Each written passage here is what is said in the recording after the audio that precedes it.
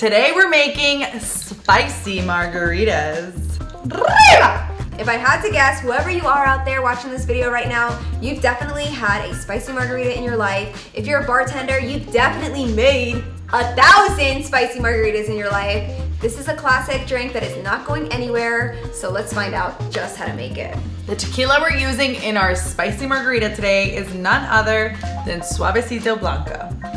You can get a bottle of the world's smoothest tequila at suavecitotequila.com, and guess what?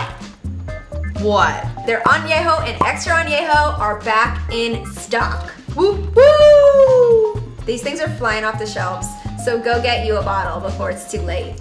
Now, before we get started, make sure to like, comment, and subscribe.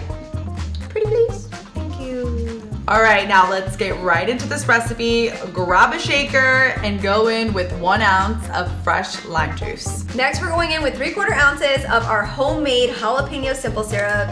This is fresh, guys. We just made this, okay? And it tastes delicious. If you want to learn how to make this jalapeno simple syrup, be sure to check the link in our description. If you're feeling lazy, that is okay, girl. I feel you. Go ahead and just muddle some jalapenos in there. I would say to do about 2 to 3 slices, depending on how thick that jalapeno is. If they're fat like this one, maybe just 1 slice. Next, add a 1/2 ounce of triple sec and 2 ounces of tequila.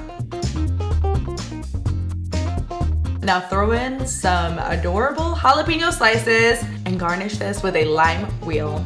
And there you have it, the most adorable spicy margarita and tastiest. I just love how these jalapeno slices look in there. Cheers. Cheers. Cheers. Perfection.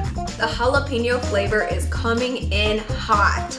Yeah, but it's not too hot. Right. If you know what I mean. Coming in hot like the song. Hot like perfect.